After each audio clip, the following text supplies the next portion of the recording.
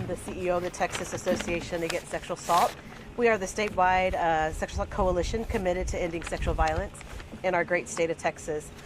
First and foremost, our North Star is all survivors of sexual assault, regardless of circumstance. Unlike other states, in Texas, we have state-specific statistics. And according to these figures, 1 in 5 Texas men and 2 in 5 Texas women will experience sexual assault at some point in their lives. This prevalence is staggering, but those are the numbers that we know. Those are the numbers that we can grasp. Alternatively, and the reason why I'm here is there is a largely unspoken sexual assault crisis impacting women and children migrating to the Texas border. Acknowledging this issue and its profound impact on survivors is not just crucial, it's our responsibility. The anecdotes from women who have made this journey are heartbreaking. A few years ago, during a visit to an immigration facility in Williamson County, there was a long line of women that waited for me to finish my presentation so that they could share their harrowing accounts of sexual assault. It was gut-wrenching, it was heartbreaking to know that I was the first person that they felt safe enough to share their story with. It was very painful, it was very raw. One of the quotes that seared in my brain is, one of them said, the very violence they were trying to escape is the violence that they experienced on the journey here. It's a reminder that there is harm and suffering in this journey. I think the reality is that the price of the journey is very high. It is important for us to recognize that, and it is vital for them to understand that. And most importantly, no one deserves to be raped. No one deserves to be stripped of their dignity under any circumstance. Survivors of sexual assault are not a population that seeks a spotlight, nor are the men, women, and children making decisions on whether or not to make the journey. We applaud the state in recognizing the silent crisis and for acknowledging and elevating this very serious yet hidden issue. Thank you so much. Thank you. Next is Kim Wall, the owner of the property on which we're located, but also a person who can share with you some harrowing stories that have occurred on this property. Hello. We've had several rape trees and lots of women that have been found beaten and raped in front of our house, left to die in drainage ditches, where it makes you terrified to go outside of your own house and enjoy your own property. I know that my husband had found 3 different rape trees and he burnt them down so we didn't have to see them. And I don't know if he found more because he quit telling me all the things he found because we were scared. And it's scary when you can't go on your own property and you're told if you do, you have to carry a gun to protect yourself because you don't know if you'll be attacked by one of the men hiding in the brush. There's been numerous children that have been found, different illegals, and we found 3 people that were found murdered this last year on our property. And it's just scary. And we all want a better life for everybody. Thank you. That little girl? The little girl, which one? No, the one that raped here. Oh, the one that they found in front of the house? Yeah. She was raped by 12 different men and beaten, left to die. And we were told that we found many, many other ones. The railroad police has, and Border Patrol had also. All right. Thank you.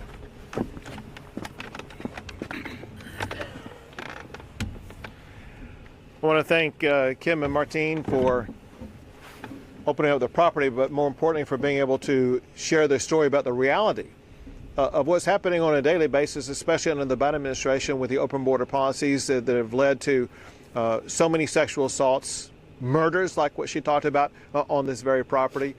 It's a deadly situation, a horrific situation for those who are victims of sexual assault, a horror that we fully expect to end beginning in about a month when President Trump takes office and shuts down the border and restores safety and normalcy to an immigration process.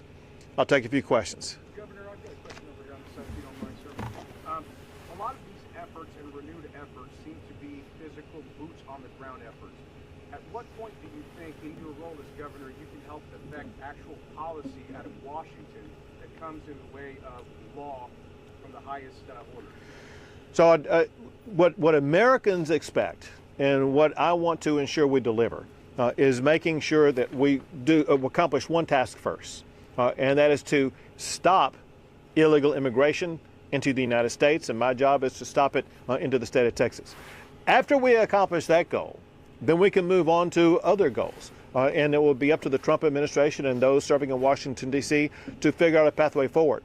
But I don't think any American has any appetite to make reforms in the system until we do two things. One is to stop the illegal immigration and show we're going to be able to continue stopping it so that the only immigration that occurs is legal immigration.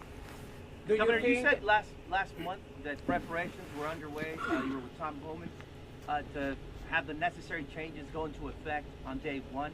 Can you give specific examples of what changes are going to be made and what you're doing in preparing for that?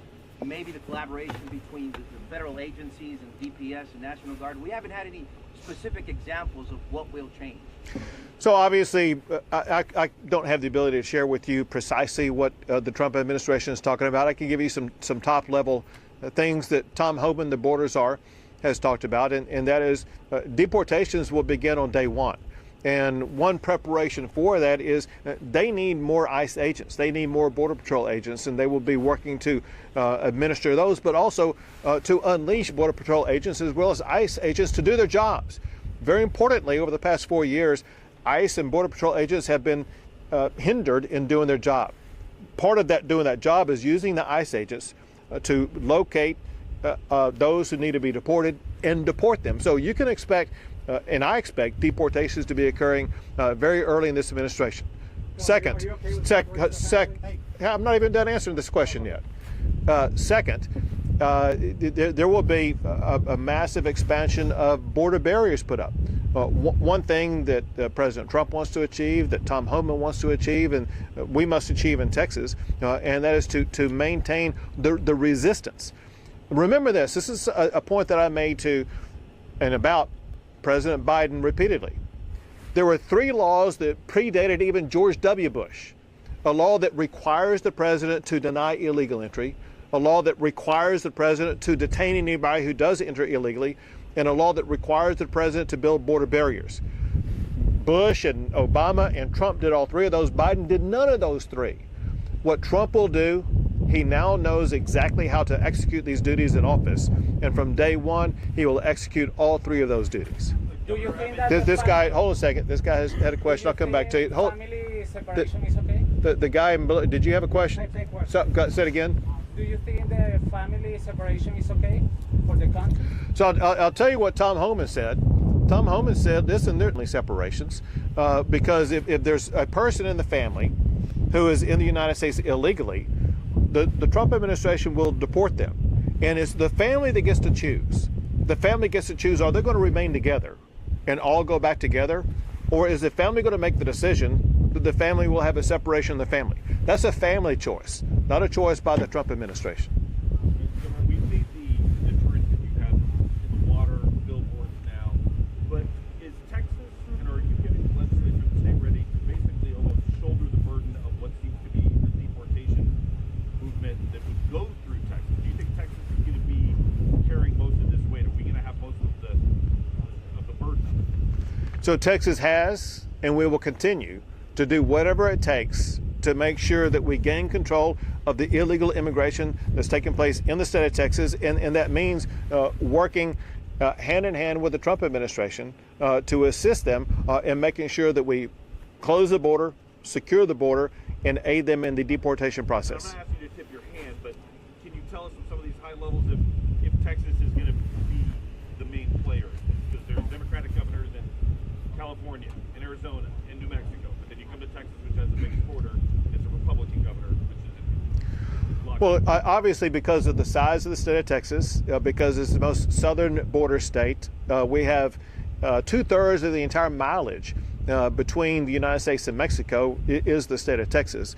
There's a lot of reasons why Texas will be playing a centerpiece role in closing the border and in the deportation process. However, it's not even a Texas, New Mexico, Arizona, and California issue. This is an issue for all the states of the United States of America. And it's one of the reasons why Donald Trump was elected in the first place. So Donald Trump and Tom Homan and the entire Trump administration will be working in states all across the United States of America to make sure that if there are illegal immigrants being harbored anywhere, especially those who have committed a crime or pose a national security concern, those are the people that Tom Homan is going to go after first to make sure that we Today to announce, is it just to display the ads between the border, or what's the new plan? The new plan is a deterrent to people who may be on their way to come across the border.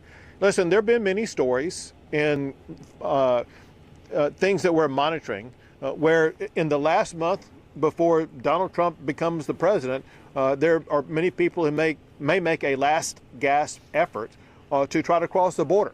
And our goal right now immediately is not only to discourage them from coming, but to help them understand the consequences when they come. The consequences are that the people coming here, they could be raped, they could be killed, but the consequences also are if they do make it across, they will be arrested, they will be jailed, and they will be deported.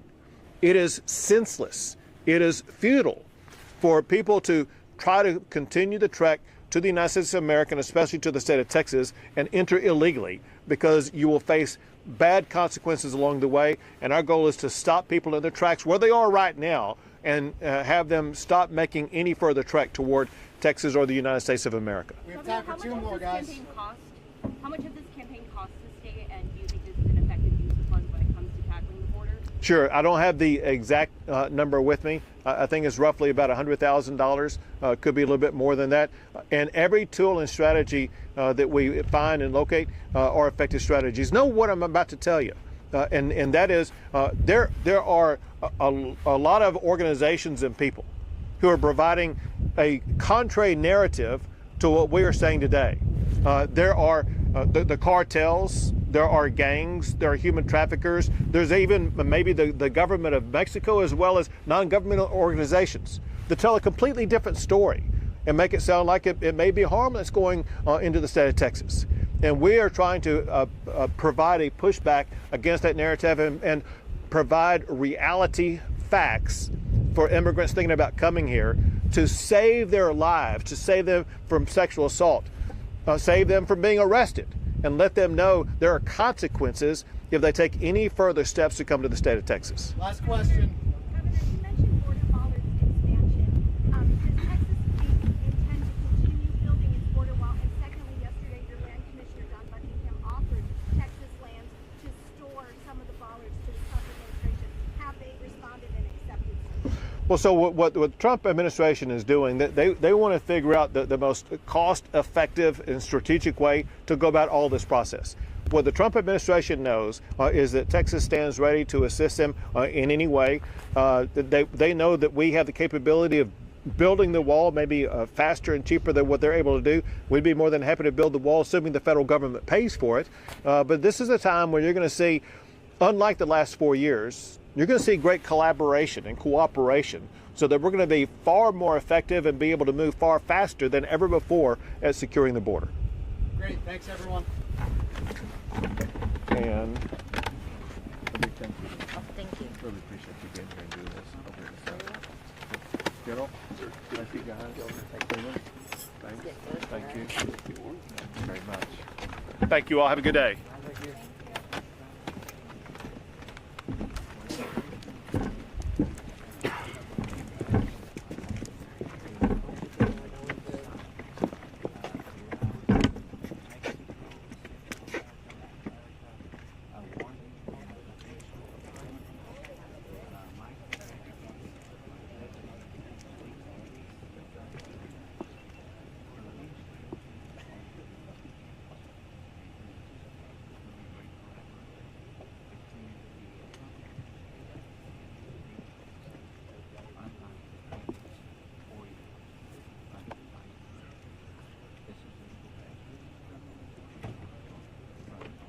Y'all give us some space. We're going to use this to get out.